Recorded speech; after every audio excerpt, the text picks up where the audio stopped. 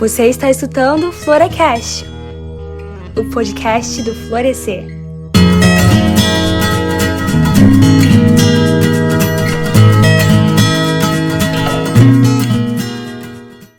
Olá, agraciadas e favorecidas! Sejam muito bem-vindas a mais um Florecast, que é o podcast do Florescer. Eu não sei se você já nos conhece, mas o Florescer é uma iniciativa criada por mulheres, para mulheres, e nós temos o intuito de compartilhar a palavra do Senhor, nossos aprendizados na jornada da fé e as nossas experiências também na nossa caminhada cristã. E a gente faz tudo isso no ambiente virtual. Isso também não quer dizer que esse podcast aqui é unicamente direcionado para mulheres, tá, gente? Se você estiver escutando, você for homem, escute a gente também, taquem stream nessa lenda aqui, que vai ser bênção. Vocês vão perceber aqui ao longo da nossa temporada de episódios que muitos temas que nós abordamos aqui são de conhecimento geral. Então eu quero convidar você, se você for homem, a ouvir os nossos podcasts, a nos acompanhar nas nossas redes sociais e ficarem ligadinhos também. Os nossos estudos no nosso grupo são unicamente para mulheres, mas o podcast é para todo mundo que quiser. Eu queria te convidar nesse momento para você seguir o @Nosso Florescer no Twitter e no Instagram e também seguir as nossas colaboradoras, os perfis estão lá. No perfil do Nosso Florescer a gente segue todas elas. No nosso perfil do Instagram e do Twitter nós realizamos sorteios, postamos devocionais, indicações de livros e também postamos trechos dos nossos estudos compartilhados no nosso grupo de estudo.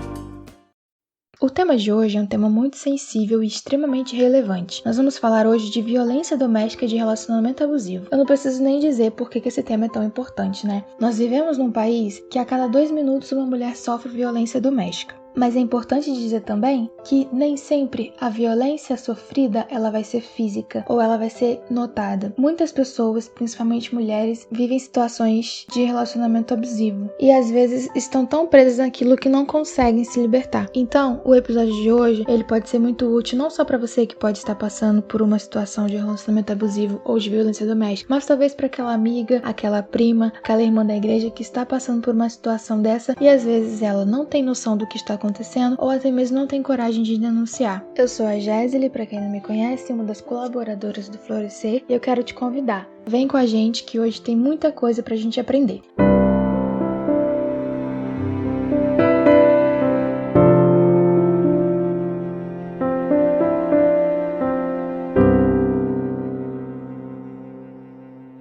E agora a gente vai começar de fato. Eu quero já apresentar nossas convidadas ilustríssimas que estão aqui hoje, que são a Isa Vicente, Ava Santiago, pastora Laís Bessa e também as nossas colaboradoras do Florescer, Bruna Santini e Sara Fabiani. Meninas, é com vocês, podem se apresentar. Oi, eu sou a Ava Santiago, sou de Goiânia, tenho 30 anos, sou socióloga, sou da Assembleia de Deus e ativista no fortalecimento da denúncia de mulheres que sofrem violência doméstica. Oi, eu sou Laís, tenho 26 anos e sou pastora metodista. Atualmente estou em Santa Maria Madalena. Oi, meu nome é Isa, moro em Macaé, sou ativista social e bacharel em Direito. Oi, meu nome é Sara, eu tenho 22 anos, eu sou de Barueri, São Paulo e eu sou mercadóloga. E eu me chamo Bruna, tenho 24 anos, sou bacharel em Direito e sou de Goiânia. Beleza, meninas, muito obrigada por vocês estarem aqui hoje, é uma honra receber vocês. E eu queria já começar perguntando, nós temos hoje um tema muito sensível, né, um tema muito importante.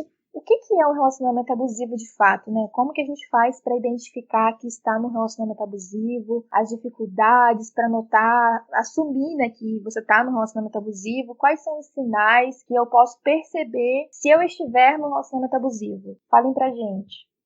Relacionamento abusivo é quando você se anula para se encaixar na vida de alguém. Para você identificar que você tá num relacionamento abusivo é quando essa pessoa começa só a te criticar, quando começa a mexer no seu emocional, é quando aquilo às vezes não faz mais sentido e você continua se submetendo porque acha que talvez você nunca mais vai encontrar ninguém, que você nunca mais vai amar alguém, e aí a gente começa a se anular, você começa a fazer a vontade do outro, a fazer aquilo pela outra pessoa e não porque aquilo faça sentido pra você. Então, sobre o relacionamento abusivo, eu posso falar mais sobre o que eu vivi. Eu namorava um rapaz onde eu não podia fazer nada sem que ele soubesse, eu não podia ir na padaria, porque senão ele achava que eu estaria traindo ele, fazendo alguma coisa escondida. Eu não podia ficar vendo TV até mais tarde, porque ele achava que alguma coisa que eu tava fazendo, eu tava conversando com alguém. Eram ciúmes excessivos e você acaba se culpando. Ele coloca a culpa totalmente em você, de estou fazendo isso porque é sua culpa, eu tô me importando demais com você, eu faço isso porque eu te amo, eu estou me preocupando, você é tudo pra mim, eu te amo tanto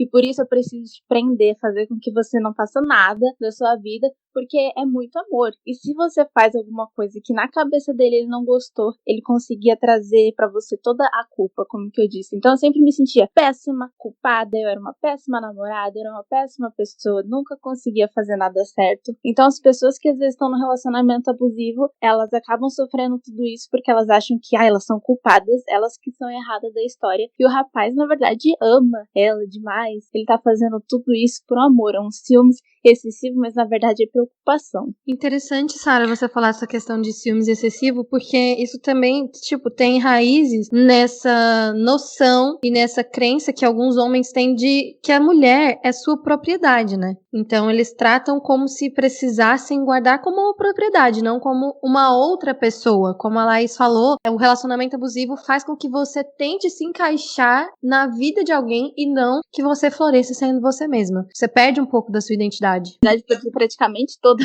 a minha identidade, porque ele me fez ser outra pessoa, porque ele queria que eu fosse, ele queria que eu me vestisse de tal jeito, que eu agisse de tal jeito.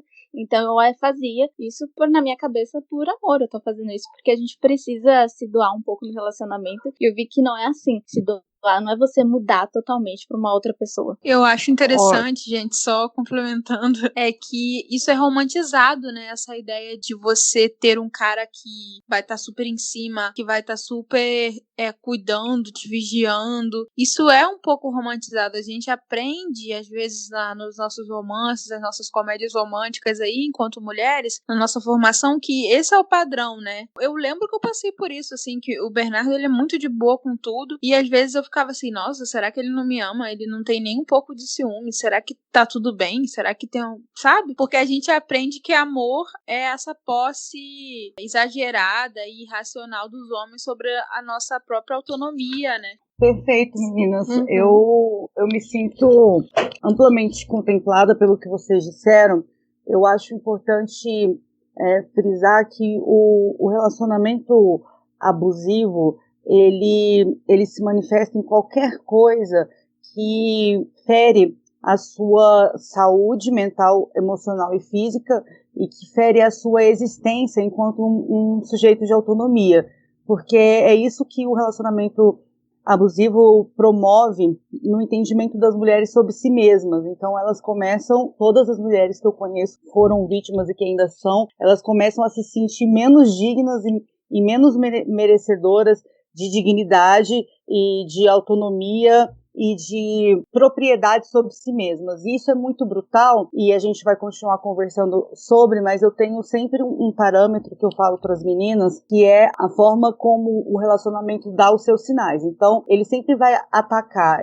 Feia, burra e louca são as 3 palavras-chave, porque ou ele vai te atacar a sua autoestima, atacar a sua visão de si mesma de tal forma que você se sinta tão feia que você é incapaz de arrumar alguém melhor do que ele. Então, quando essas ofensas começam a aparecer nas suas variáveis peso, tá muito gorda, tá muito magra, seu cabelo tá estranho, todas essas coisas que envolvem a estética, porque a gente já entra em qualquer relacionamento precarizado, que todas as mulheres já entram carregando 1000 crises, a crise da indústria, a crise do padrão. Então, a gente já entra com esses gatilhos aí, né? Então, quando ele ativa esses gatilhos, ele já começa a te colocar numa relação de dependência, porque você pensa, eu sou tão feia, eu sou tão incapaz, eu sou tão gorda, que eu não vou conseguir arrumar alguém melhor. E aí você começa a ser grata por estar nesse relacionamento, porque você pensa, cara, esse homem ainda, isso tudo não, obviamente não consciente, mas você pensa, esse homem ainda quer ficar comigo depois de tanta fraqueza minha, depois de tanta incapacidade minha, sabe? E aí o burra é o estágio em que ele coloca em xeque a sua capacidade capacidade de entender os fatos. Porque como que você pode dizer que ele está exagerando, que ele está sendo grosso, que ele está sendo estúpido, que ele está sendo violento? Você é burra, você que não está entendendo que ele está cuidando de você, você que não está entendendo que ele está coberto de razão, você que não está entendendo que é assim que tem que ser. Então, o questionamento da nossa capacidade intelectual, ele é muito necessário para a manutenção de um relacionamento abusivo. Porque se você é burra demais para entender que ele é bom demais para você, então você acaba pensando, bom, e aí ele reforça esse entendimento e as pessoas que estão ao redor da vítima acabam por reforçar também, porque ele dá sinais trocados, né? Então, às vezes, a sua mãe acha que ele é massa porque ela não convive. Às vezes, as suas colegas pensam, você nunca vai arrumar um homem tão bom como esse. E aí você vai ficando, chegando nesse estágio que é o terceiro, que é o da loucura. Por quê? Quem acredita no que doido fala? Ninguém. Então ele começa a dizer que você é louca para você mesmo começar a enxergar loucura quando você pensa que ele está sendo violento. Você fala assim, não, isso deve ser coisa da minha cabeça.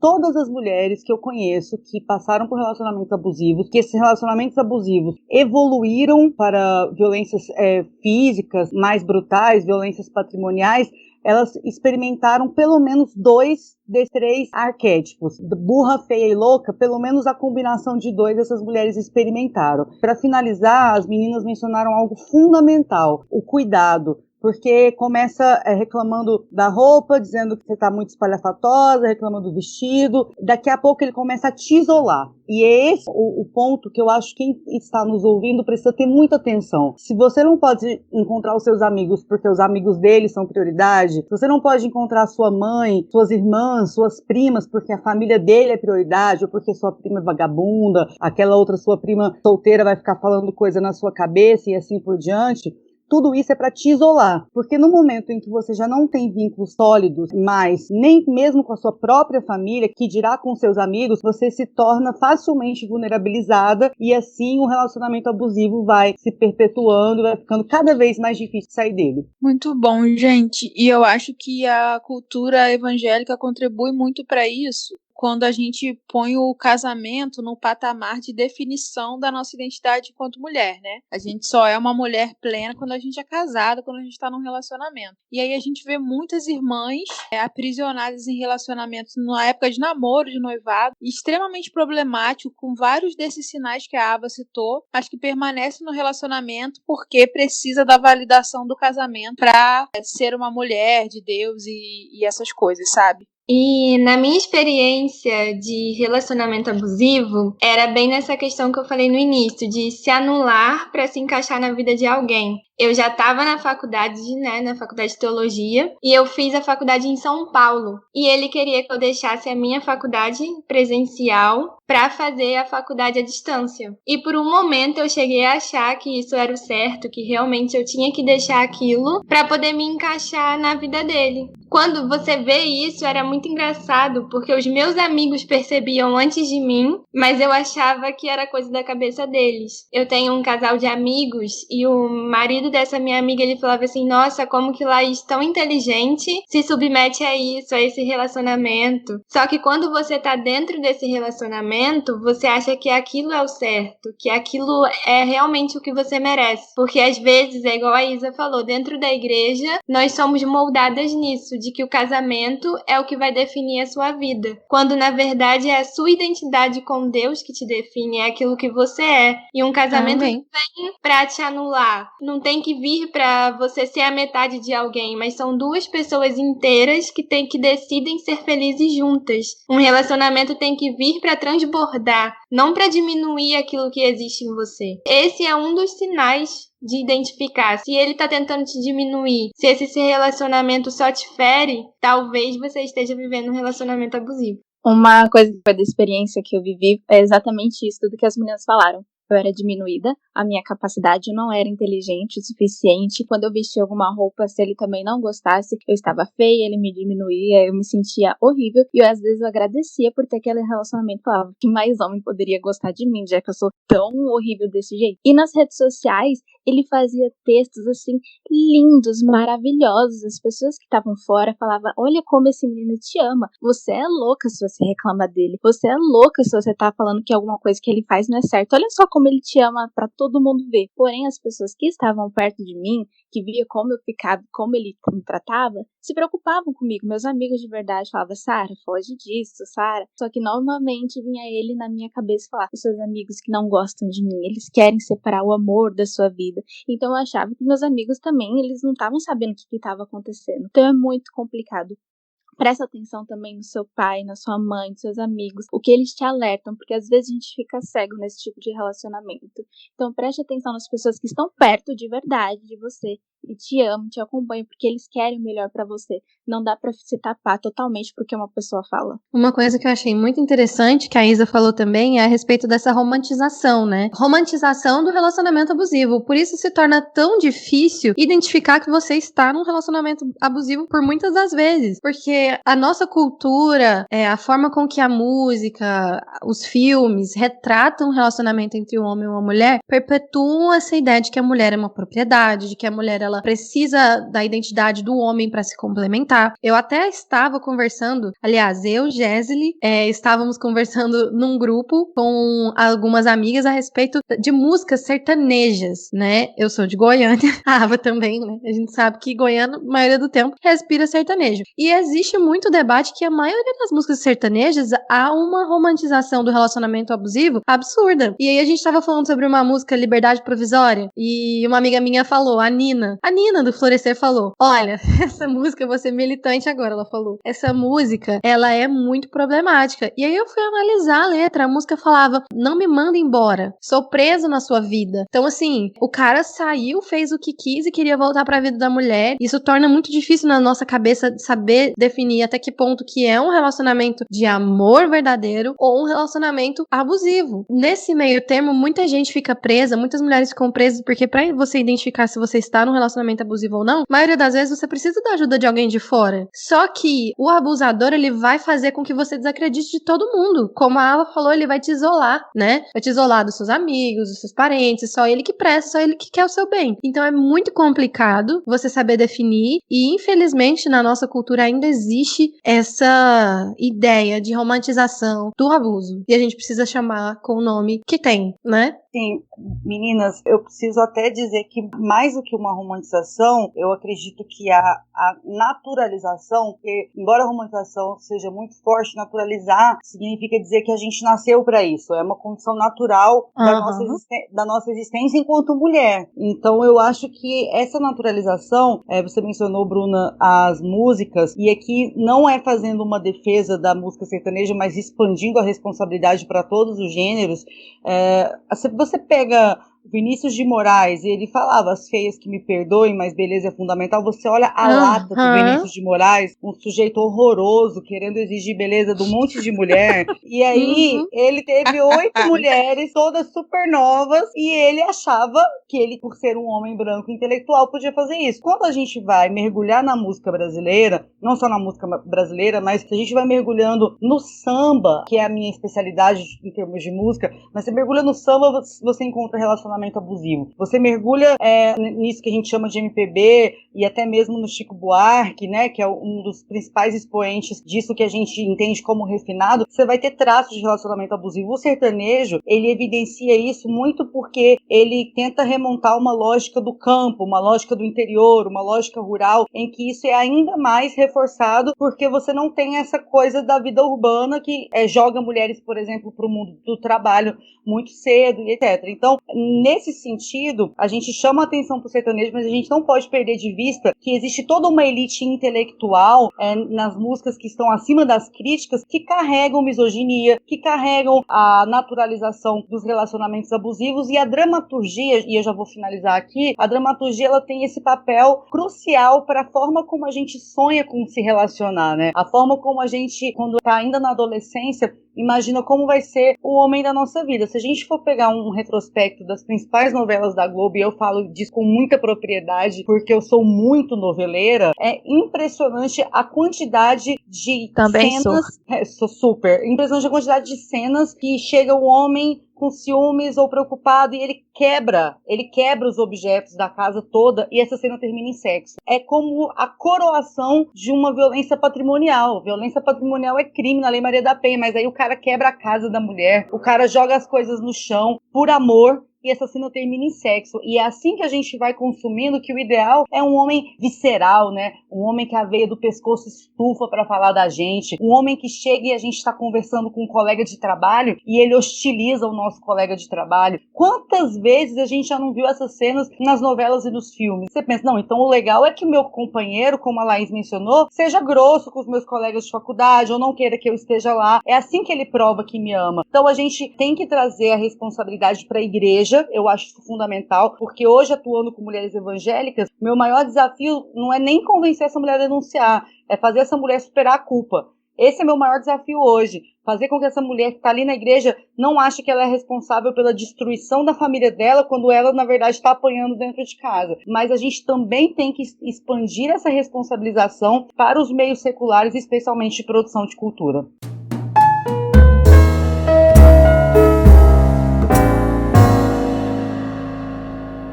Vocês falaram muito bem dessa questão da cultura do relacionamento abusivo, romantização, naturalização. A gente sabe que a sociedade que a gente vive é uma sociedade estruturalmente machista, e isso reflete em todas as esferas da sociedade, inclusive na igreja. E aí a gente tem na igreja muitas distorções, né, das escrituras para reforçar comportamentos machistas e reforçar esse pensamento de que a mulher é uma propriedade, quando fala a questão da submissão.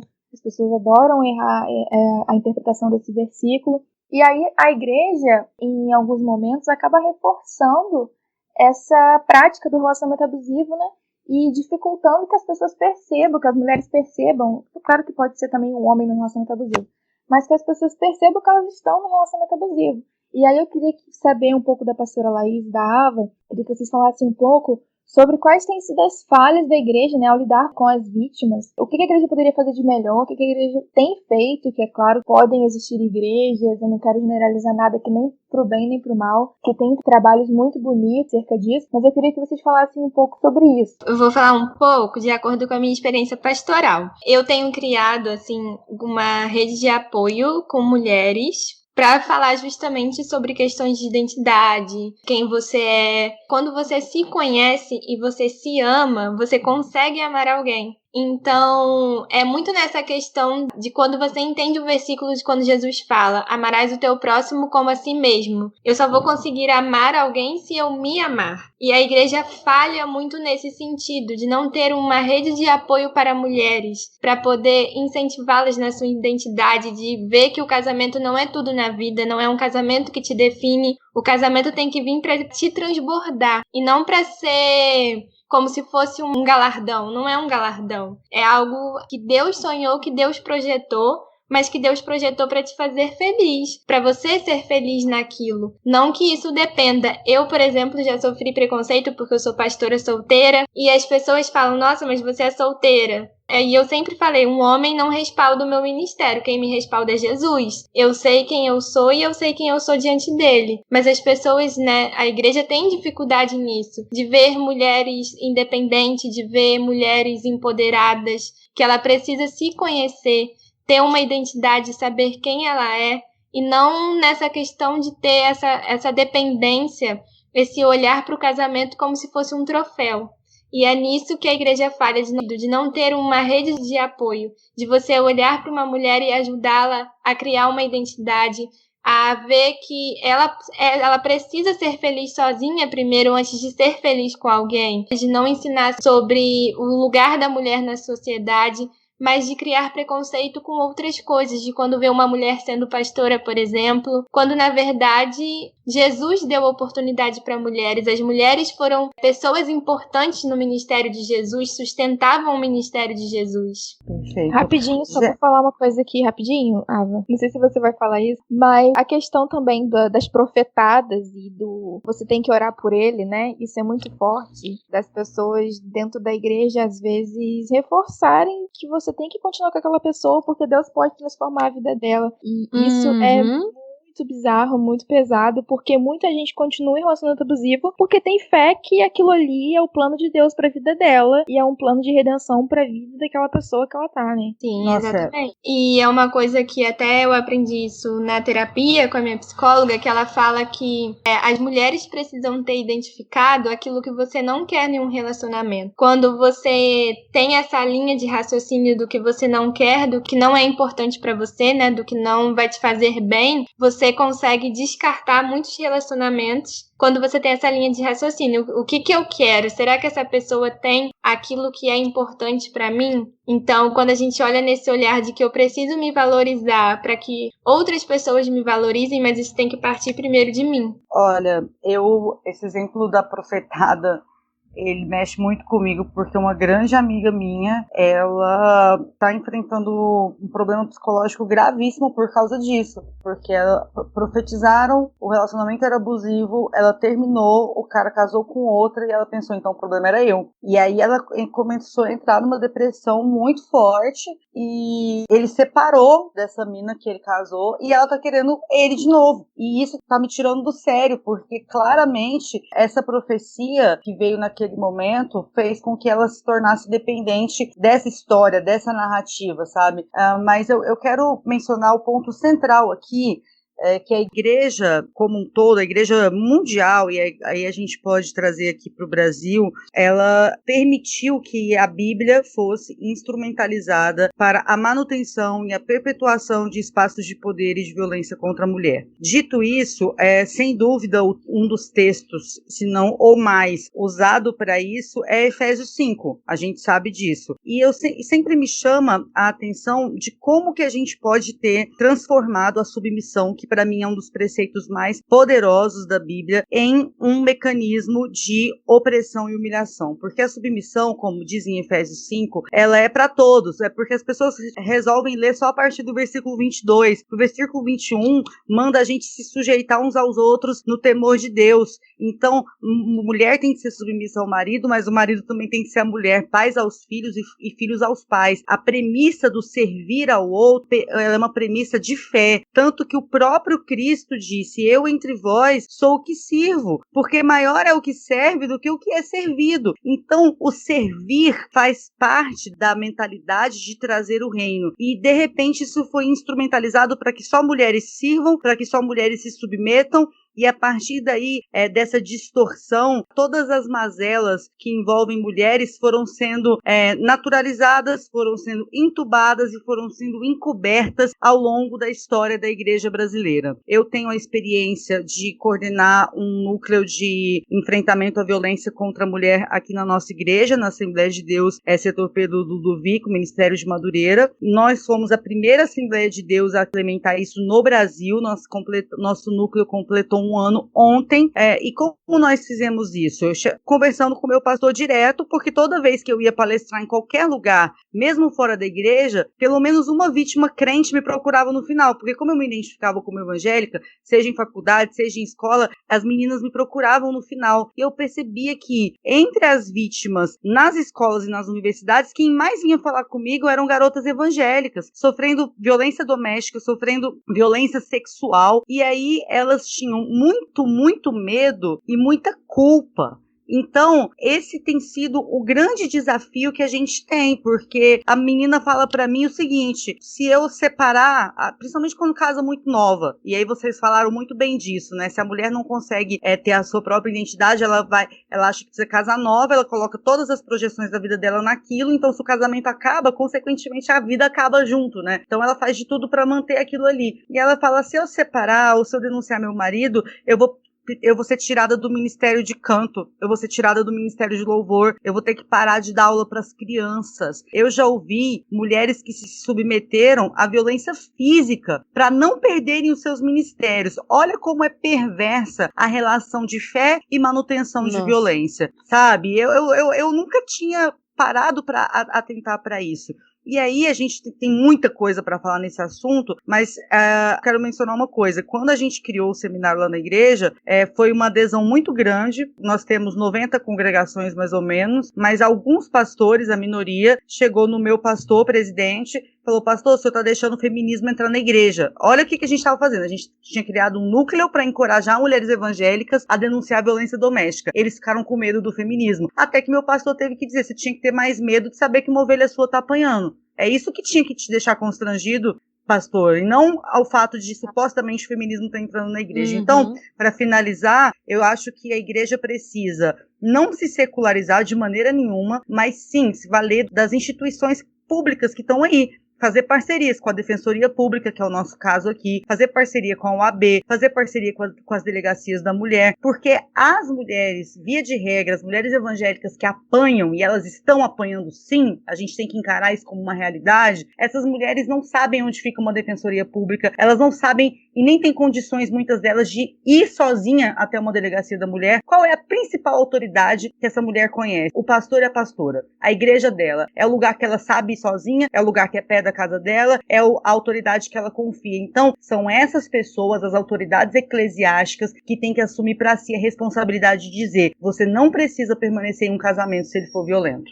Sabe o que eu vejo muitas vezes? E isso aconteceu na minha vivência, um casal de líderes de jovem na igreja que eu congregava. O pastor, né, ele batia na esposa, violência doméstica pesada, psicológica, física, e aí o que aconteceu foi que essa demanda foi levada ao pastor, e o pastor achou que ele poderia resolver ali, ver quem era inocente, quem era culpado. E eu acho que isso é um dos maiores erros, né? O pastor querer ser o juiz da questão, ele acha que a mulher está exagerando, ele acha que o marido fez porque teve motivo, e não cabe ao pastor analisar, julgar um caso de violência, cabe à polícia, ao judiciário. Então, por isso que eu sempre falo que a postura de uma liderança é aconselhar a fazer a denúncia, porque vai se abrir um inquérito, vai se avaliar a situação, vai ver o que aconteceu, vai ter uma medida protetiva, porque caso haja uma omissão ou um acobertamento do agressor, que é o que acontece muitas vezes, e essa mulher vira, depois de sofrer um feminicídio e ser morta, vai ter sangue na mão desse pastor que foi omisso, que não conduziu a ovelha a fazer a denúncia e ter uma medida protetiva e estar amparada pela lei. Então, eu acho muito grave o meio evangélico, os pastores da liderança, acharem que eles vão resolver o problema num gabinete. O problema de violência doméstica não se resolve no gabinete, assim como assédio e outras questões. Tem que fazer a denúncia e apoiar a vítima nesse processo de denúncia. Perfeito, isso é fundamental para o rumo dessa conversa. Aqui nós chamamos a Defensoria Pública e a chefe do Núcleo de Proteção da Mulher foi lá, ficou 2 dias treinando os nossos pastores, pastoras, obreiros e obreiras, para quando chegar um caso nele, ele conduzir para os órgãos que sabem receber, que sabem cuidar. Porque o que está na alçada de um pastor ou de uma pastora? A orientação enquanto ainda não há cometimento de crime. Então, olha, você está passando da ponta, aliás, você está passando do ponto, e vale ressaltar, gente, que violência psicológica e violência patrimonial são crimes. Então, quando eu falo que o que está na alçada do pastor é o que ainda não é cometimento de crime, não tem como o pastorado mediar violência psicológica, porque muitos ainda entendem que é só se tiver um murro que ele precisa encaminhar para uma autoridade competente, mas não é assim. Muitas e muitas irmãs nossas estão desenvolvendo depressão e síndrome do pânico, e quando você vai conversar com elas, a minha mãe tem o ministério da minha mãe é com esposas de pastores, ela falou, pastor, a gente vai precisar tratar isso de uma outra forma que não seja apenas os dilemas existenciais da vida da mulher casada, porque o que está acontecendo aqui é cometimento de crime por parte dos ministros do evangelho que mantêm as suas esposas em relacionamentos com violência psicológica, e aí a gente está incluindo a violência psicológica nessa discussão, porque se você falar, não, mas nenhum pastor é a favor de uma mulher apanhar, a gente acha que não, embora muitos ainda passem pano, mas quando você vai para a esfera da violência psicológica, é ainda mais difícil que esses pastores, essas pastoras compreendam que violência psicológica também é crime e que essas mulheres crentes precisam de ajuda. E é muito importante os pastores, líderes, as pessoas que estão à frente de uma igreja, de um ministério, terem essa sensibilidade para perceber aquilo que eu resolvo e aquilo que cabe a um advogado resolver, a um psicólogo resolver, porque nós não somos super-heróis. A nós cabe uma orientação espiritual, acolher a pessoa e direcioná-la para uma rede de apoio. Mas, falando um pouco também da questão bíblica, muitas pessoas usam o versículo de 1 Coríntios 13 para justificar ou para fazer com que mulheres se submetam a um tipo de violência. Porque quando a Bíblia, o apóstolo Paulo fala que o amor tudo suporta, ele está dizendo que o amor suporta uma doença, uma dificuldade, mas o amor não suporta a violência. E a culpa nunca é da vítima. Complementando isso que a Laís falou, é muito importante os líderes estarem preparados. Porque na época eu estava meio que desviada e meu namorado, a gente estava começando a voltar para a igreja. E o meu líder de jovens veio conversar comigo. Eu expus como era o meu relacionamento com esse menino. Totalmente abusivo, tudo que a gente passava. Tudo que ele falava pra mim, que me abalava psicologicamente. Das vezes que ele quase me agrediu, fui falar com o líder. E ele me trouxe a responsabilidade de: você está trazendo esse menino pra igreja. Você que tem que converter ele. E eu comecei a colocar na minha cabeça que isso era um fardo que Jesus me deu pra eu poder ser o redentor da vida daquele menino. Até eu entender que esse fardo não é meu. Se esse menino for para Jesus, tem que ser separado, alguém chamar ele, alguém cuidar dele, não eu. Na então, cadeia, pastores, talvez. Por mim, poderia ter sido na época. Né? Pois é. Pois é. Sabe, de um líder ouvir que um menino me colocou contra a parede, gritou contra mim e falar que é porque eu preciso trazer ele de volta para Cristo. Não, a responsabilidade não é minha. Eu não sou redentora de ninguém, eu não sou salvadora de ninguém. Eu falo isso para as meninas: não levem esse fardo. Estou levando ele para Jesus, ele é assim porque uma hora vai melhorar. Que ele melhore longe de você. Não leve junto, não leve essa culpa junto. Você não tem culpa. Jesus não vai te colocar esse fardo para você carregar esse menino para cima e para baixo só para você se diminuir. Então, cuidado com isso. Líderes, não coloquem responsabilidade nas mulheres de trazer esse homem para Cristo.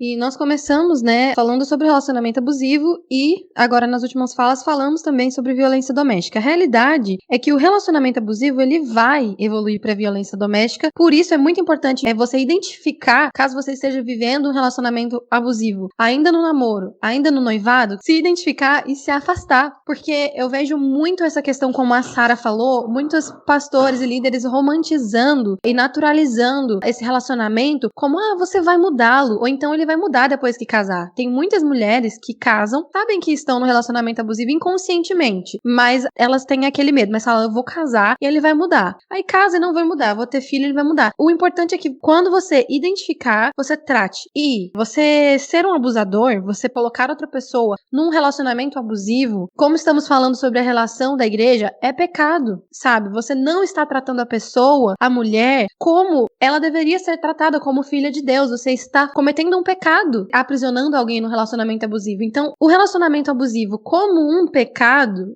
para o abusador, precisa e pode ser tratado na igreja. E eu fico um pouco triste quando a gente só sabe focar nessa questão da submissão. Efésios 5, como a Ava falou, submissão, mulher.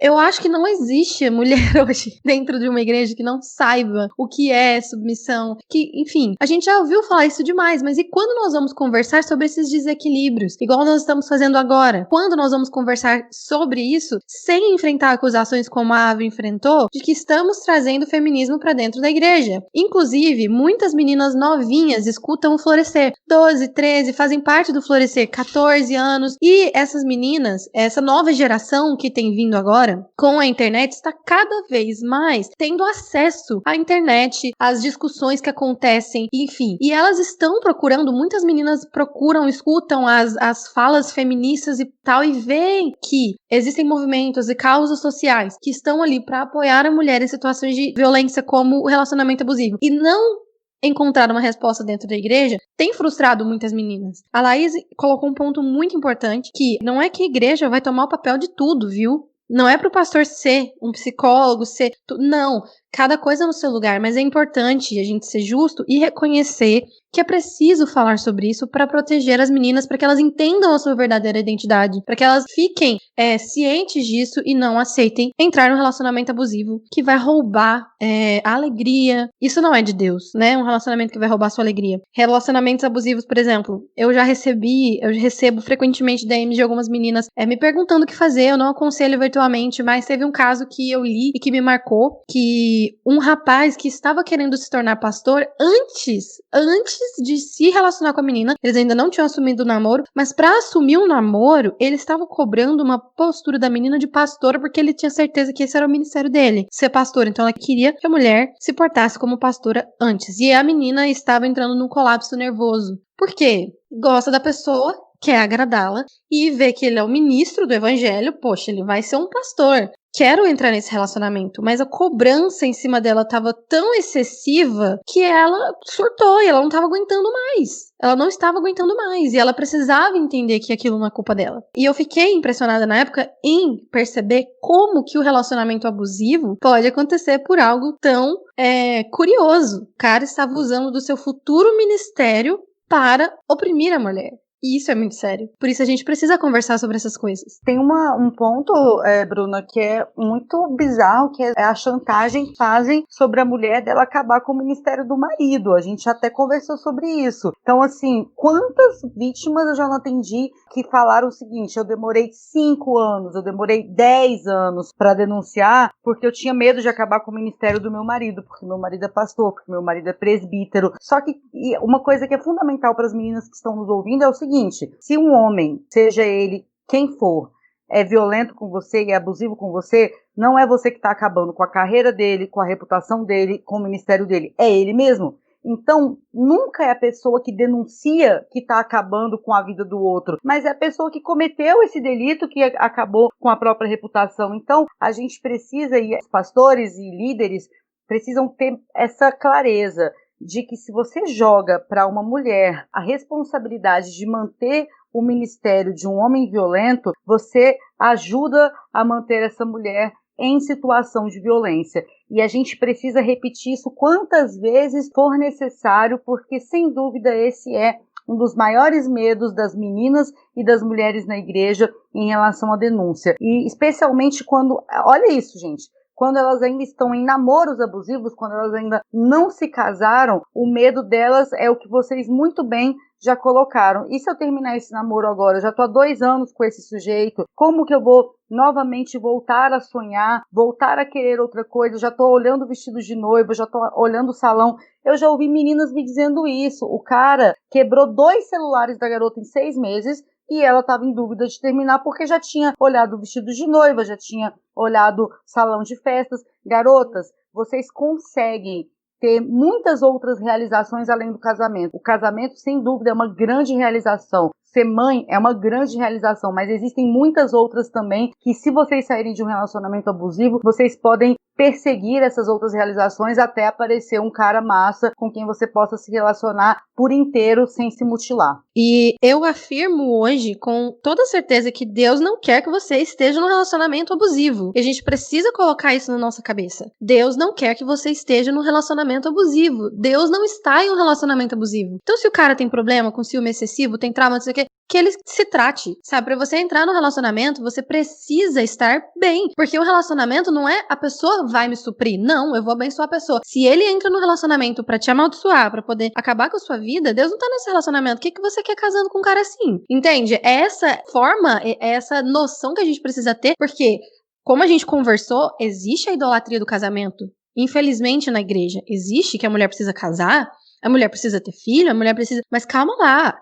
Deus quer que você case às custas da sua saúde mental, para você entrar numa depressão, para você, às vezes, pensar em suicídio. Eu estava vendo essa semana um documentário sobre a princesa Diana. Na corte real da Inglaterra, a mulher estava vivendo um relacionamento abusivo e não teve quem a ajudasse. Isso me deixou assim, meu Deus, olha a extensão dessa noção da mulher como posse, como objeto. A princesa Diana, ali, estava lá, com a rainha Elizabeth do lado dela, não teve quem falasse, minha filha, ó, é um relacionamento abusivo, ele não te ama, ele não te quer, enfim. Eu acho que isso é algo que a gente precisa conversar. Namoro, termina. Uma das coisas que a gente conversa aqui, a violência doméstica, o relacionamento abusivo, às vezes a gente só descobre ou pela denúncia ou com o corpo da vítima. E isso é uma frase muito forte e que alguns advogados, amigos meus, a gente conversa a respeito disso, que a gente precisa parar e entender, claro, né, que existe um processo psicológico, mental, porque muitas das vezes você tá presa, a vítima fica presa, mas a gente precisa perder o medo de terminar. Deus não está. E se a questão é desagradar a Deus, Deus não está no relacionamento abusivo.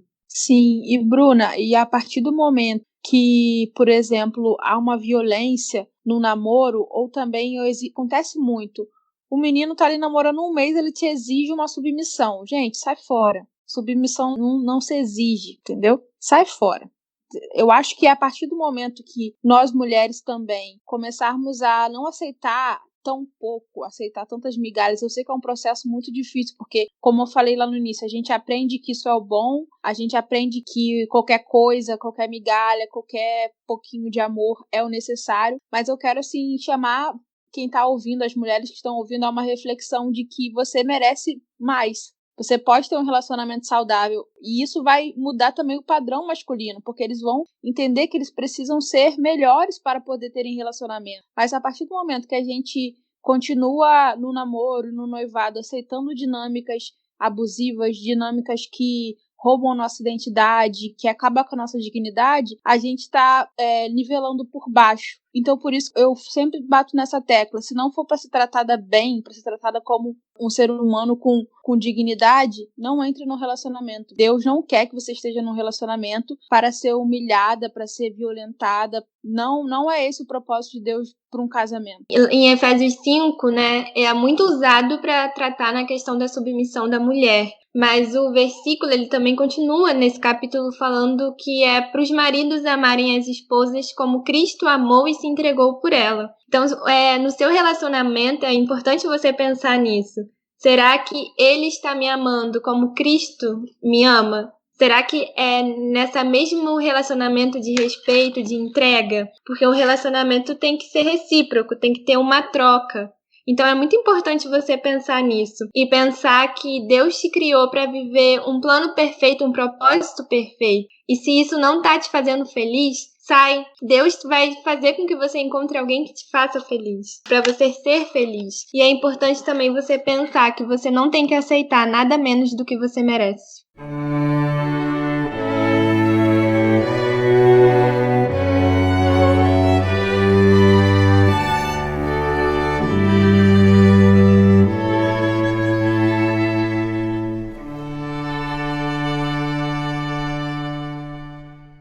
Deixa eu mencionar uma coisa que eu acho que escapou. Falei um pouco sobre o ministério. É muito importante a gente fortalecer o ministério das mulheres, sabe? Porque algumas de vocês trouxe o exemplo do rapaz que queria para você, né, Bruna, que a menina se comportasse como se estivesse com um pastor. Isso é claramente a exigência de alguém que não tem um coração pastoral. Isso já devia servir para declinarem da consagração desse sujeito a pastor.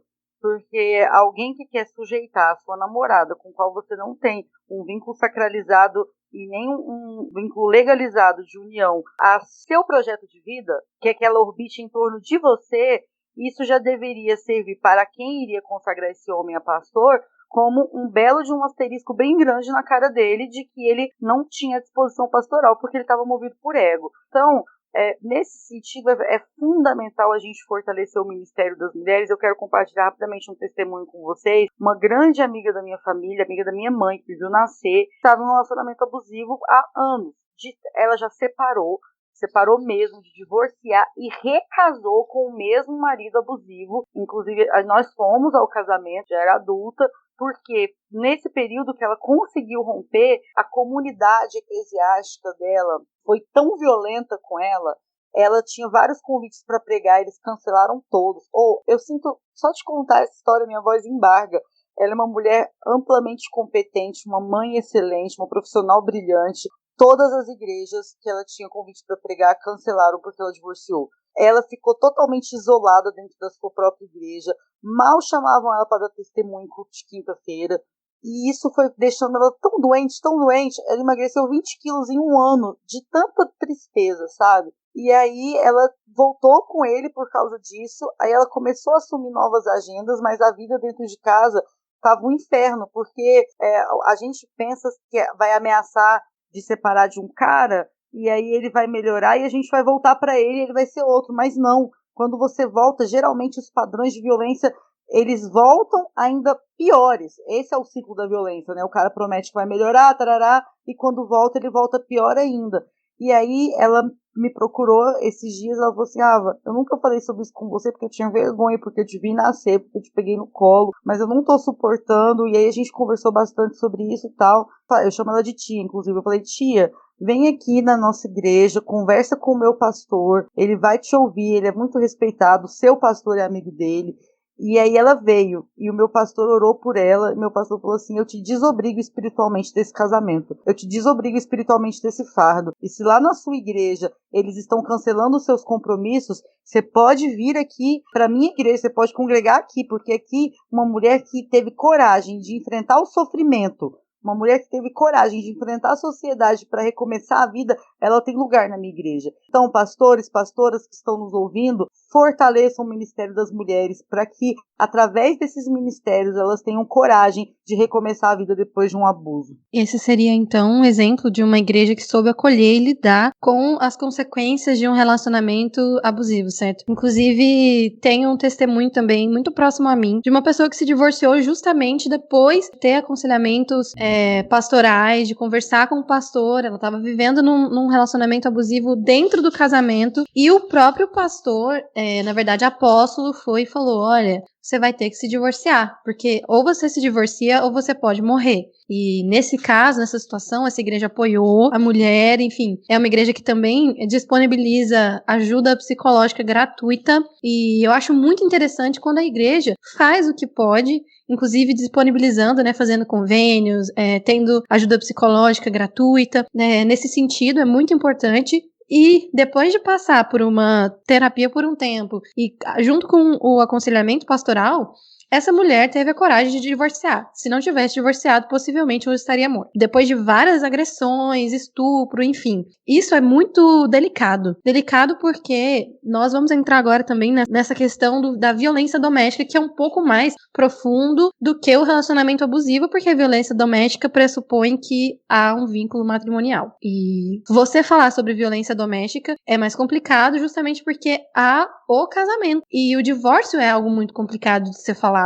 Independente se é dentro ou de fora da igreja, é sempre algo muito delicado. E em casos de agressão, estupro, a igreja tem que saber lidar. Por quê? Não tão longe, quer dizer, recentemente eu ouvi casos de algumas mulheres que não se divorciavam, mesmo sofrendo abusos sexuais, físicos, por causa do medo do divórcio, né? E nós falaremos sobre isso.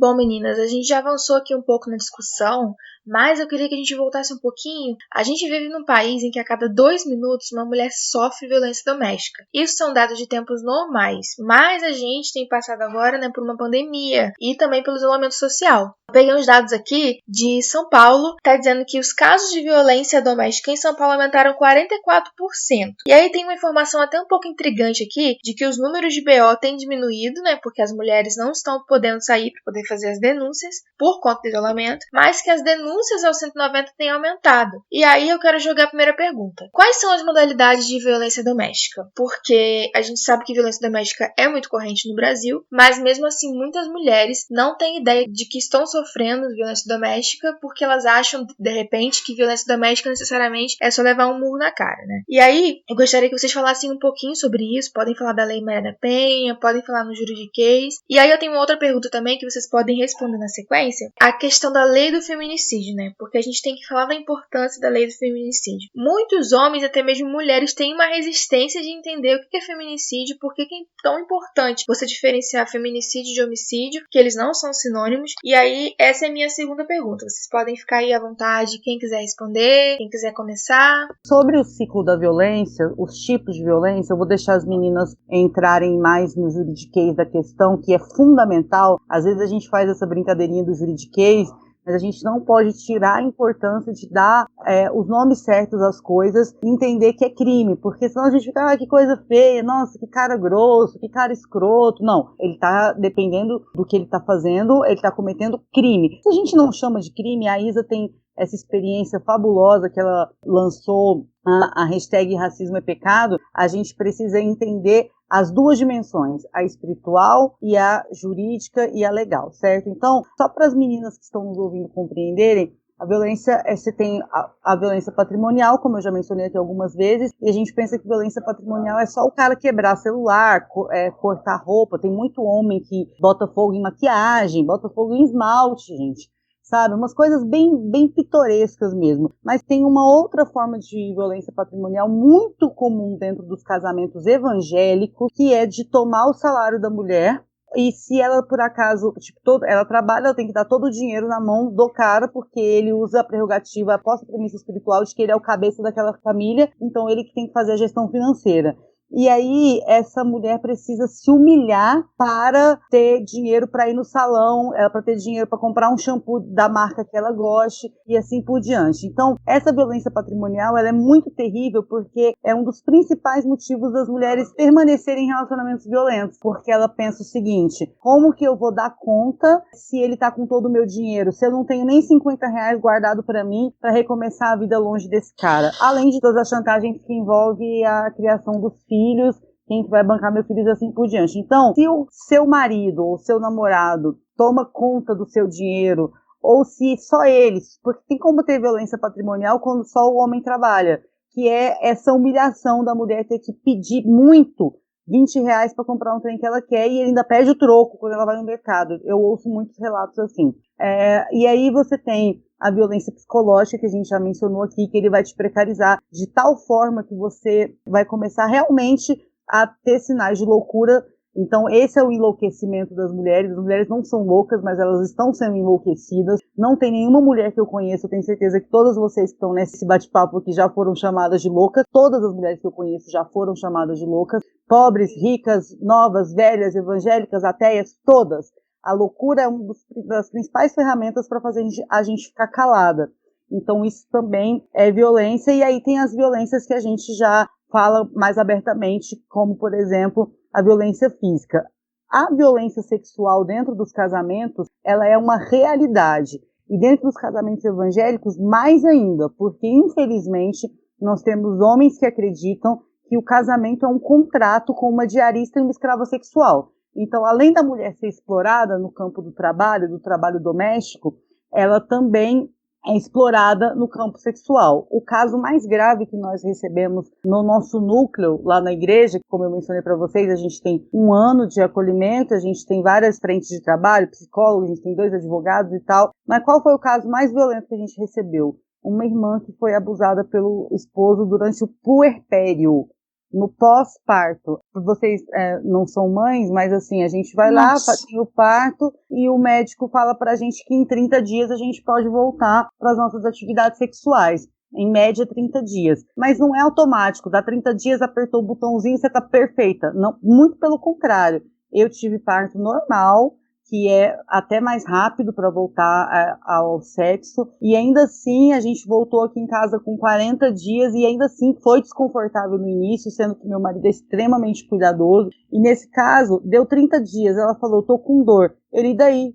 Você tem que cumprir com suas obrigações de mulher, ela não quis, se recusou, e foi violentada. Ela abriu os pontos. Ela foi parar no hospital. E ele não queria que ela fizesse a denúncia. Pesadíssimo, pesadíssimo. E ele não queria que ela fizesse a denúncia. Pelo contrário, ele falou assim, se você não tivesse se recusado antes, eu não teria feito com tanta força.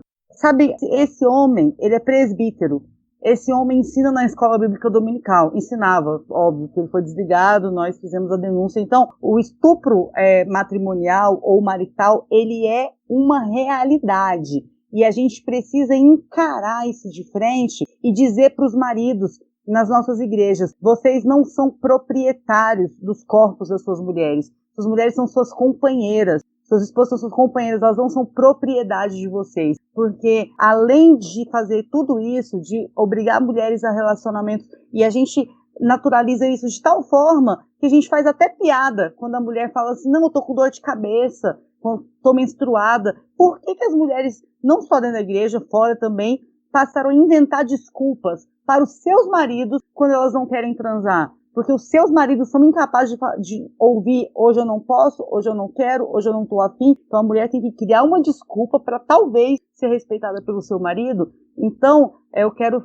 finalizar não só sobre as formas de violência, mas dizendo que a Bíblia é bem clara, e o próprio Jesus disse, Moisés instituiu o divórcio por causa da dureza dos vossos corações.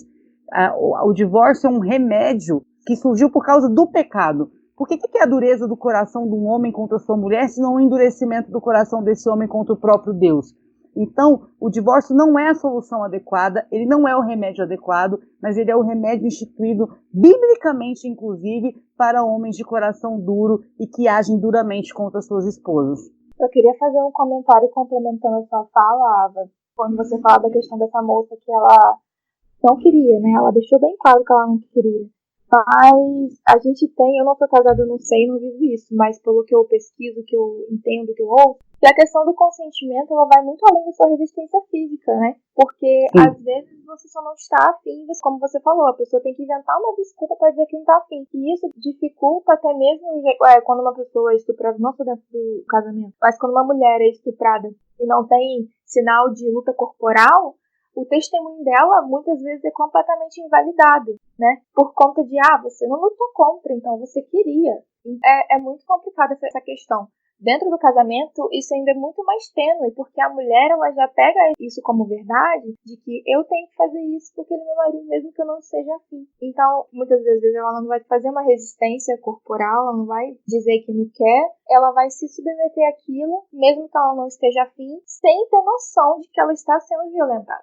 Isso é tão verdadeiro que isso consta, e a Bruna e a Isa sabem disso melhor do que eu, isso consta em sentenças. Tem juízes que, ao inocentar ou dar uma pena irrisória para agressores de mulheres, para violentadores de mulheres, alegam que não houve resistência física. Se isso vira uma sentença, imagina como é esse feedback dentro da igreja. Se um juiz que tem todos os elementos para compreender como isso é complexo, diz, não, a gente fez o corpo de delito e você não resistiu, você não gritou. Gente, eu não sei se vocês já experimentaram situações de grande susto, de grande medo, mas muitas pessoas, eu sou uma delas, travam, eu não consigo gritar, eu não consigo correr, eu não consigo fazer nada, tô parada. É um dos crimes mais difíceis, assim, de você coletar prova, né, é muito complicado, e o problema é que o peso da fala da mulher, infelizmente, é inferior ao do homem. Exatamente. Esse talvez seja o maior obstáculo, porque, infelizmente, não se equivalem. Só que a questão é que o casamento não te faz perder sua liberdade sexual e sua dignidade sexual. Por isso, o estupro marital é uma realidade, só que enfrenta-se muito mais dificuldades, como eu falei, para você conseguir um conjunto probatório e tudo mais, é extremamente complexo. Mas existe estupro marital. É uma realidade, infelizmente. Nem sempre tem violência, como vocês falaram, às vezes não, nem sempre tem, mas são diversas coisas que podem ser analisadas e que, infelizmente, as mulheres não se sentem tão à vontade a denunciar justamente por causa desses obstáculos. Não, e outra, porque não sabem, né? Não sabem que é violência. Sabe. Né? Acham que por ser casada ela não tem mais escolha sexual. Mas isso não é verdade. E aí entra uma questão também que eu falei no outro podcast que eu participei, que a dinâmica, né, da sexualidade no casamento, a partir do momento que você não quer e você faz aquilo no sentido de estou cumprindo uma obrigação e você não tem nenhum prazer, não é bom pra você em nenhum sentido, há uma distorção até do sentido do sexo dentro do casamento. Então a gente, que é evangélico, a gente fala tanto sobre sexualidade, do sexo no casamento, de se guardar e várias questões, e aí muitas vezes essa experiência sexual para a mulher no casamento é uma experiência de violência e de agressão. E aí, no gancho do que a Ava estava falando e do que a Jéssica comentou, a Lei Maria da Penha ela vai colocar aí 5 tipos de violência, né? 5 principais tipos de violência, e a violência sexual é uma delas, né? Que é uma relação sexual não desejada. Então, eu deixo bem claro, eu vou falar de forma bem clara aqui, quando muitas vezes eu converso com mulheres sobre isso, elas falam, mas eu não tava afim, mas aí meu marido chegou, a gente namorou um pouco, eu fiquei afim. Então, você ficou afim, querida, não é estupro.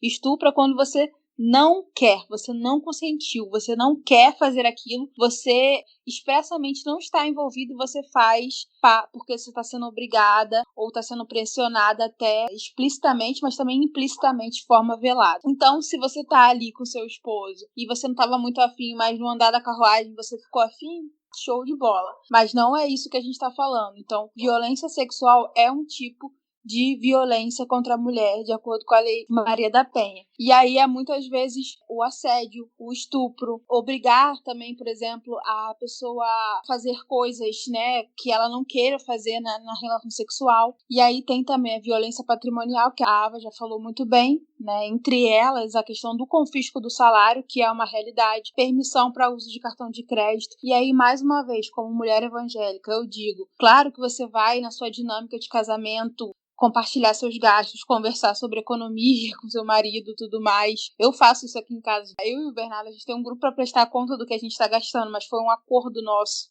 E isso não limita a minha liberdade, não limita o meu acesso ao meu salário, a um dinheiro que a gente tem em comum. Então, isso é um ponto. O outro ponto é a violência moral, que é xingamento, calúnia, difamação. Sabe quando o marido chega num lugar e fala que a esposa é porca, não faz nada em casa, e começa a inventar histórias, dizer que ela tá traindo, dizer que ela tem diversos problemas de virtude que não são reais. Então, isso é violência moral. E por último, o que a gente mais conhece é a violência física, né? Que agride a nossa integridade e saúde corporal.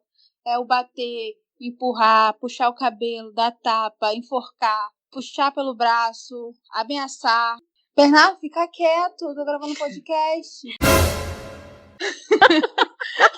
Oh, pelo amor de Deus, edição, não tira isso. Isso precisa estar no produto final.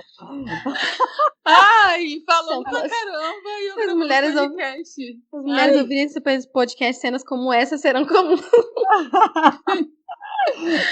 Ai, gente, calma, deixa eu voltar aqui. Vamos lá.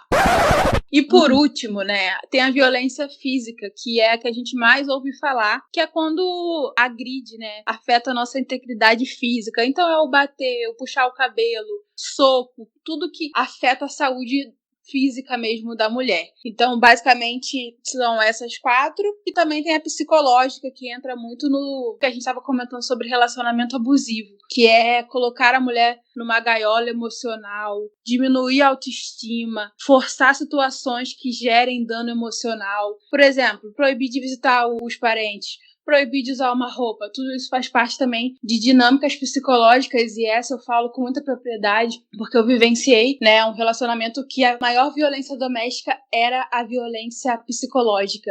E quando a mulher saiu do relacionamento, ela até é uma mulher cristã também, ela não se sentia capaz de fazer uma prova para fazer faculdade, de fazer a prova para fazer um curso técnico, de mandar um currículo, porque o marido dela era tão violento psicologicamente que ele criou na dinâmica na cabeça dela, na dinâmica do casamento deles, que ela não existiria, que ela não era capaz de fazer nada fora do casamento. Então são esses tipos de violências que às vezes a gente ouve e a gente acha que está muito distante, mas são coisas cotidianas, né, que alguns casos podem ser resolvidos, acredito também na resolução de conflitos fora do âmbito do Estado. Então, por exemplo, você conversar, vocês fazerem uma terapia, procurar ajuda emocional, psicológica, mas outras coisas estão num nível tão aprofundado que, como eu falei no início, tem que denunciar, gente. Perfeita.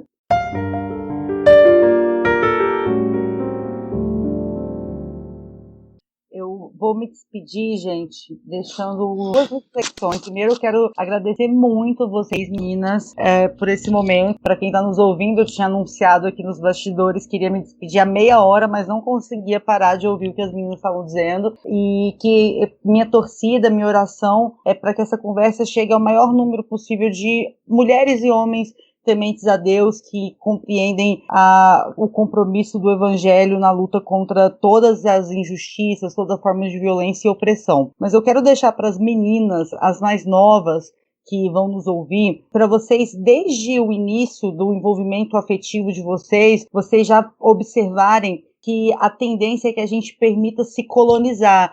Então, uma das coisas que mais acontece nos relacionamentos, principalmente com a galera que é mais nova, assim, é o homem, acontece com mais velhos também, mas é o garoto, o cara, sumir e aparecer quando quer, mantendo você refém, como se você fosse um fast food, que ele vem, consome a sua inteligência, consome o seu bom humor, consome as suas energias emocionais, consome tudo que você tem para entregar, se sacia e some. E depois de 20 dias, ele volta e você passa por tudo isso novamente. Isso é um traço que vai precarizando o psicológico, precarizando a inteligência emocional das mulheres, porque a gente começa também a entender que o lugar que a gente tem no mundo afetivo, no mundo dos relacionamentos, é o lugar de ser consumida. E a gente é muito mais do que isso. A gente tem muito poder para fechar as portas desses fast foods e não permitir que a nossa vida, que o nosso corpo, que a nossa mente sirvam de experiências pontuais para homens aventureiros que só querem nos consumir. E para as mulheres que já estão em relacionamentos mais densos, seja namoro ou casamento, nenhuma de nós está dormindo com um Dom Juan e de repente acorda com um soco na cara. Ele vai dar sinais. Leiam os sinais, leiam as ofensas, como a gente já mencionou aqui, leiam os xingamentos, leiam os desrespeitos, porque tudo isso são sinais de que daqui a pouco você pode ser vítima de uma violência física. E aos líderes das igrejas que nos ouvem, acolham as mulheres, fortaleçam as mulheres. Isso é ter compromisso com o Evangelho de Cristo. As suas ovelhas, muitas delas não têm condições de ouvir esse podcast. Muitas delas não fazem a menor ideia de onde fica um equipamento público de acolhimento de mulheres. Quem elas têm? Você. Quem elas têm? A igreja. Nós, como igreja, precisamos acolher mulheres, porque isso também é trazer o reino. Obrigada, gente. Faz tudo! Palhaços. Muito obrigada. Vai tocar o barco aqui, né? Porque isso aqui é um podcast real, feito por mulheres reais e de maternidade real. Porque, só pra quem não sabe, talvez o meu filho esteja comendo terra agora e o meu marido fica tão doido que deve estar comendo terra junto. Então eu vou ter que tirar os dois lá da sacada, entendeu? Tchau, gente. Tchau. Bela recatada Tchau. militante. Ai, ai.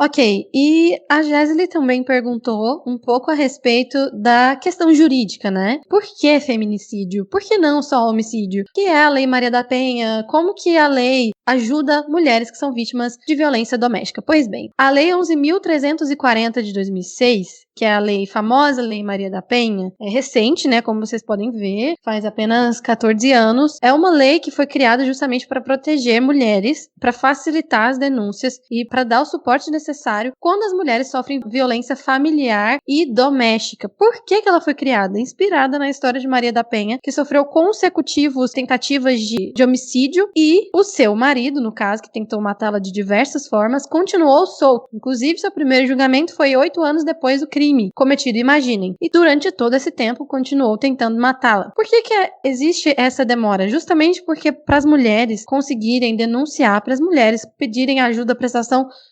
jurisdicional, é bem mais complicado, porque infelizmente ainda existe essa misoginia, existe ainda um preconceito, que a palavra da mulher vale menos, infelizmente, e aos poucos as coisas têm mudado. A Lei Maria da Penha é considerada uma das leis mais evoluídas no mundo da proteção à mulher, o que é muito interessante, é a lei brasileira. Infelizmente, em alguns lugares, como o Reino Unido, nos Estados Unidos, a lei para comprovar estupro chega a ser hilária. A gente tem alguns exemplos que são absurdos. Enfim, o Brasil, graças a Deus, muito bom, já sai na frente com a Lei Maria da Penha. Eu recomendo que todas as mulheres façam a leitura da Lei Maria da Penha. É muito importante. Por quê? Dentro da lei, fala coisas como a Isa já explicou, que são os tipos de violência que a lei descreve. Quais são essas formas de violência doméstica? A lei vai falar, no artigo 7º, vai falar sobre violência física, que a Isa falou, que é qualquer conduta que ofenda a sua integridade ou saúde corporal, violência psicológica, que é qualquer conduta que lhe cause dano emocional e diminuição da autoestima, ou que lhe prejudique e perturbe o pleno desenvolvimento, ou que vise degradar ou controlar suas ações, comportamentos, crenças, decisões, mediante ameaça, constrangimento, humilhação, manipulação, isolamento, vigilância constante, perseguição quanto mais, insulto, chantagem, violação de sua intimidade, ridicularização,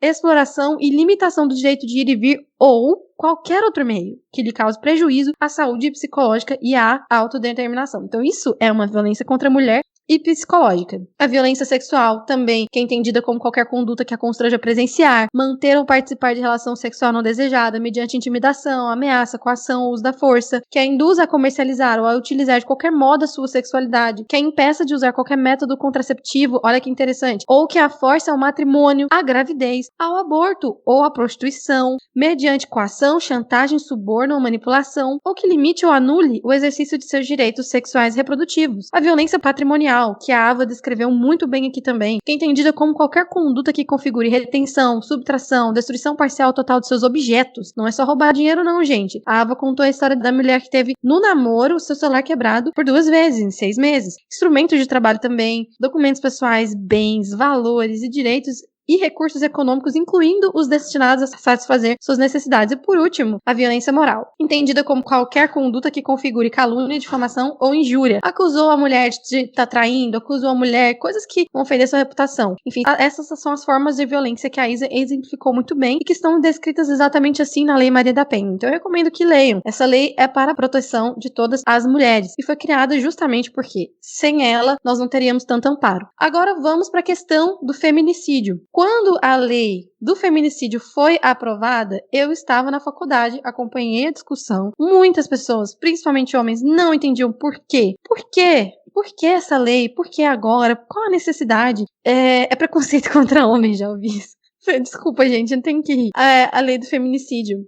A Lei 13.104 de 2015, mais conhecida como Lei do Feminicídio, foi instaurada por quê? Gente, homicídio, artigo 121 do Código Penal, matar alguém. Ponto. Só que você matar uma pessoa e matar o presidente da República não é a mesma coisa. Você dizer que é a mesma coisa matar alguém e matar o presidente da República é injustiça. Então, o que o direito fez? Possibilitou a existência de qualificadoras que vão tornar o crime mais grave dependendo das suas condições, dependendo das circunstâncias. Então, dependendo dos motivos, interesses, dos meios, dos modos de execução, dependendo dos resultados também, se o resultado é grave ou gravíssimo, dependendo também da relação da vítima, né? Se o agente ele tem algum tipo de relação, enfim. Existem essas qualificadoras. O feminicídio, ele é uma qualificadora. Por quê? Porque existem mulheres que morrem simplesmente porque são mulheres. Mulheres podem sofrer homicídio? Claro, se a morte for uma morte, entre aspas, simples, que não tem a ver com o seu gênero. Mas, por exemplo, em casos de violência doméstica ou familiar, na maioria das vezes, né, isso pode estar relacionado ao gênero. Por isso, há necessidade da pena ser mais grave. Então, o feminicídio, ele é uma forma mais justa e que busca justamente contemplar essas mulheres que, por causa do seu gênero, estão morrendo, por serem consideradas mais fracas, por serem consideradas inferiores, por causa, às vezes, da desculpa, entre aspas, da submissão, simplesmente por ser mulher. O menosprezo, aquele desprezo pela condição feminina e a discriminação de gênero. A gente vê feminicídio nos jornais todos os dias, infelizmente. Eu acho interessante também a gente falar, no caso do feminicídio, como você colocou muito bem, matar alguém é um crime e o feminicídio é uma circunstância qualificadora. Então, por exemplo, a pena para o crime de homicídio é de 6 a 20 anos. E o feminicídio, como ela é uma qualificadora que vem para também educar a população. A lei ela existe para também mostrar a gravidade. Então, por a gente ter um número muito alto de mortes de mulheres no âmbito da violência doméstica e pela situação de mulher, então a lei ela veio para isso, para educar mesmo, para dar uma pena mais grave, né? E aí a pena do feminicídio, ela começa de 12 a 30 anos. Porque a gente tem muitos casos de mulheres que encerram um relacionamento e morrem.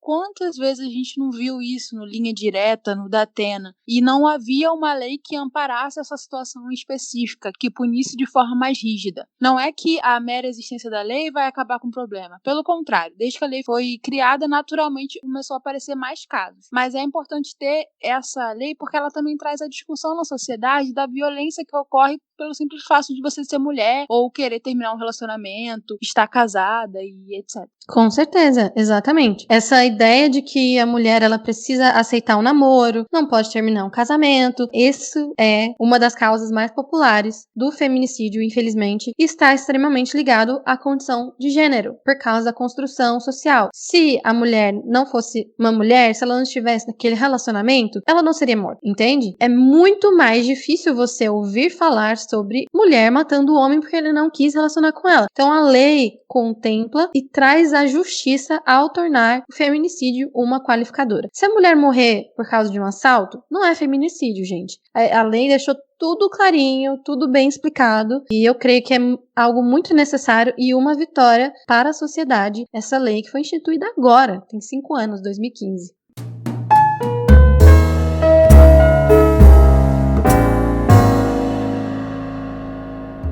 Bom, meninas, muito obrigada por vocês estarem esclarecendo essa parte que eu acho que vai ser muito importante para quem está ouvindo. A gente já está se encaminhando, né, para os minutos finais aí do podcast, mas eu queria, antes de tudo, eu acho que é muito importante a gente deixar aqui bem claro. A pessoa identificou que está no relacionamento abusivo. Agora, nesse minuto, o que ela vai fazer? Primeira pergunta. E aí eu queria também que a pastora Laís e a Sarão, se possível, que deram seus testemunhos lá no início, né? Eu adoro falar testemunho, gente, crente, adoro falar essa palavra. Falasse um pouco da vida após o abuso, da violência, porque a vida continua, né, gente? A gente vai ter consequência, eu acredito que vai ter o trauma, mas também eu acredito que, principalmente nós que somos cristãos, nós acreditamos que Deus faz tudo novo, então a gente também, com a ajuda da igreja, com a ajuda da comunidade, a gente vai superar essas coisas. Então eu queria que vocês falassem um pouco sobre isso, tipo a vida após o abuso, a superação, as consequências, a bagagem que vocês levam. Se você tiver numa situação de violência, dentro do que a gente conversou aqui, em alguma situação que esteja ferindo a sua individualidade, a sua integridade física e psicológica, você pode procurar apoio. Ligue para o 180, é um número nacional ligado ao governo federal. Lá você vai ter todas as instruções do que fazer. Você também pode procurar um centro de atendimento à mulher, que geralmente tem nos municípios e é ligado à prefeitura. Também é possível você ir diretamente a uma delegacia da mulher ou não, fazer uma denúncia da sua violência. E o que eu aconselho para vocês, assim, uma dica profissional é guarde provas, guarde prints, conte sempre o que está acontecendo para uma pessoa que você confia, para que ela possa testemunhar o que você está passando. E se cuide, procure ajuda e não fica sozinha não, você não está sozinha, existe uma rede de profissionais ligados ao governo federal, ao governo estadual e à sua cidade também, prontos para te atender e te dar toda a assistência.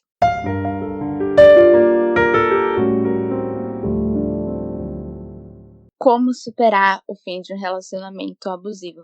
No início é um pouco difícil, porque querendo ou não, você teve um vínculo com a pessoa, até você associar que a pessoa te fez tão mal, que você na verdade tem que querer distância dela no início, não ficar tão triste. É um pouco difícil. O término, eu sinceramente não lembro como que eu terminei meu relacionamento, porque a gente ia e voltava, uma hora eu vi que a gente não tava mais junto e eu tava cansada de ser feita de idiota. Então foi uma coisa que partiu de mim. No início, como eu falei, é difícil, mas sim, é força de vontade de você querer uma coisa melhor pra você. Então eu comecei a me apegar muito a Cristo. Eu estava desviada nessa época, então eu mudei totalmente. Comecei a me aprofundar em leitura bíblica, me aprofundar em leitura de livros, porque eu precisava crescer espiritualmente e principalmente entender a minha identidade, descobrir quem eu era em Cristo, para eu poder me amar e fazer com que outra pessoa me amasse. Quando eu encontrasse finalmente uma outra pessoa, para ela entender quem eu sou e que ela não vai mudar o que Cristo colocou em mim, a minha identidade. Eu não podia deixar que mais nenhum cara fizesse isso comigo. Então foi um processo de, primeiro eu vou me perdoar, porque eu não me perdoava no início. Eu me sentia muito burra por ter aceitado tanto tempo esse relacionamento, eu me sentia um lixo. Então foi eu aprender que eu não sou um lixo, eu não fui burra, na verdade eu era uma adolescente, eu era jovem, eu não sabia o que estava acontecendo, não tinha pessoas ao meu redor preparadas para poder falar sobre isso comigo. Então eu entendi que eu não era burra. Foi tirar tudo que o menino tinha colocado na minha cabeça. Então quanto mais eu conhecia Cristo, eu fui entendendo que eu era uma menina inteligente, que eu era bonita, que eu era digna assim de ser amada, que eu tenho que ter uma vida assim incrível. Eu não vou depender de homem, o homem vai estar do meu lado para agregar, nós dois vamos estar juntos para agregar, fazer uma coisa legal futuramente. Então assim, foi dar tempo ao tempo. É eu crescer, eu evoluir, eu aprender a me amar, me evoluir espiritualmente, como eu falei, profissionalmente, fui procurar fazer minha faculdade, fazer minhas coisas, para quando um homem me encontrasse, ele me visse, ele não fosse me diminuir, mas me reconhecer e me admirar, falar, cara, que mulher incrível. Então eu demorei uns bons anos para conseguir me relacionar com alguém. Você tem que ser crítica, assim, sabe, entre aspas, na hora de você escolher um cara. Não escolhe qualquer coisa só porque você tá carente, porque todas as suas amigas estão namorando. Você não tem que escolher um cara porque, ai meu Deus, eu tô velha, eu preciso casar. A gente falou sobre isso, né? Sobre casamento. Então, agora, finalmente, eu conheci um rapaz, estou me relacionando e eu entendi a importância de um cara que me admire, me coloque pra cima, de estar comigo ali na fé, na caminhada da fé. Quando eu tô pra baixo, ele me anima, ele me coloca pra cima, ele me elogia. Ele faz de tudo pra me incentivar a crescer mais, profissionalmente e espiritualmente. Então, ele compra livros pra mim, compra tudo, me dá curso, porque ele quer que eu cresça. Então, tem alguém do seu lado que te admire, que te elogie, que te incentive sempre a crescer. Nunca alguém que vai te diminuir. Tem esperança, depois de um relacionamento abusivo, você não vai ficar nisso pra sempre. Ainda há homens bons. A gente só precisa aprender a escolher e não sair aceitando qualquer coisa pra gente, porque a gente merece muito mais. Quando eu terminei, né, o relacionamento, na verdade, ele que terminou comigo faz uns 3 anos. E ele terminou comigo por SMS. Não foi nem por áudio no WhatsApp, por ligação, por nada. Foi por um SMS. E isso foi uma coisa que, na época, que me deixou mais triste. Foi de ver que realmente ele não valorizava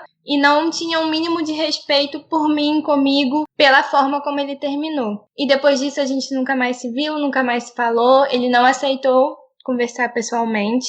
Eu comecei a insistir muito da gente conversar pessoalmente.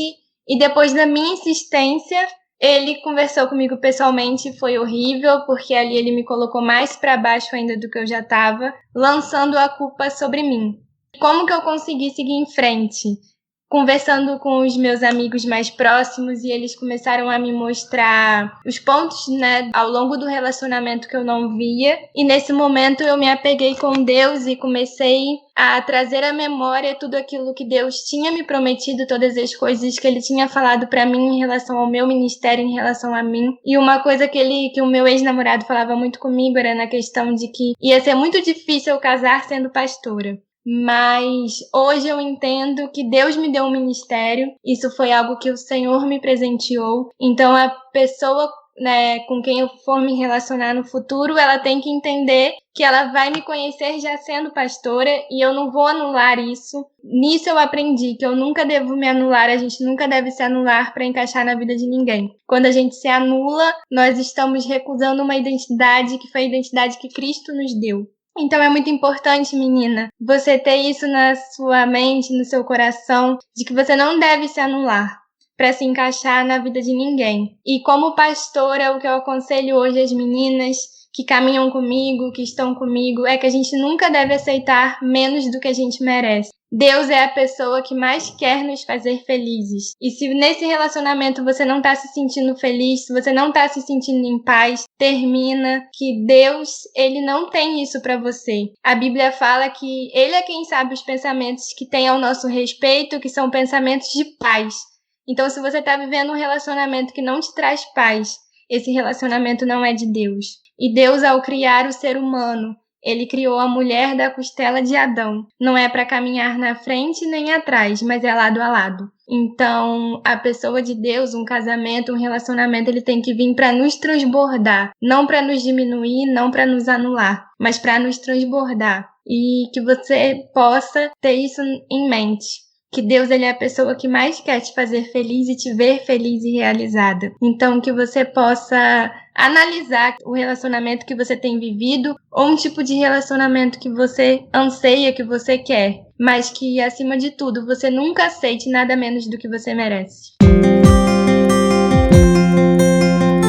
Gente, muito obrigada. Eu acho que esse podcast foi muito produtivo. Eu acho que Deus separou esse momento mesmo para Ele estar abençoando vidas através das nossas vidas. Eu agradeço muito a presença da Ava, que já foi, né? Da Sara, da pastora Laís, da Isa, que contribuíram muito com a gente. Esse projeto de podcast do Florescer, que está indo do coração de Deus e que eu acredito que vai ser bênção para muitas vidas. Só queria pedir para vocês se despedirem rapidamente, que a gente já está no final.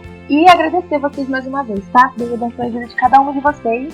Meninas que estão escutando, eu já estou me despedindo também. Ouçam os conselhos das meninas. Se estiver vivendo um relacionamento abusivo, não se cale, denuncie, tá? Muito obrigada. Tchau, gente. Um prazer estar aqui. Eu espero que seja construtivo. A gente trouxe algumas ideias, mas não existe também nada absoluto. E foi muito bom estar aqui com as meninas do Florescer, que é um projeto que eu amo. Tchau, gente. Muito obrigada. Foi incrível. Só tô aqui mulheres incríveis que eu admiro. Foi muito bom. E eu vou usar um conselho que Paulo deu na Bíblia. Minha filha, manda esse cara pra Satanás, sabe? Entrega pra Satanás.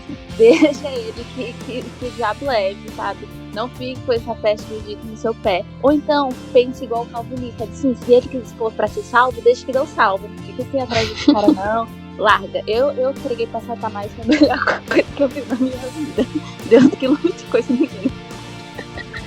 Gente, foi um prazer ter estado aqui com vocês, ter contribuído. E meninas, um conselho que eu dou: você não vai mudar a vida de ninguém, você não vai mudar a pessoa. Se ela não quiser mudar e não estiver disposta a mudar, não carregue esse fardo, não carregue um fardo que Jesus não mandou você carregar. Se ele não quer mudar, então deixa que dele Deus cuida, Deus que lute com ele. Mas não carregue esse fardo de que você vai mudar alguém, porque você não vai. A única pessoa que muda alguém é Jesus. E eu agradeço muito pela presença de cada uma de vocês mais uma vez. Também estou muito feliz com o resultado do episódio. Espero que a gente tenha esclarecido dúvidas e abençoado a vida de vocês, meninas, e principalmente encorajá-las a ter noção do valor que vocês têm para o Senhor. Não deixem de buscar ajuda, seja na sua igreja, seja com uma pessoa de confiança, para que você consiga se livrar de um relacionamento abusivo ou até mesmo ser salva de uma violência doméstica. O Senhor quer que você seja feliz, viva bem e plena. Em nome de Jesus, vocês todas terão isso.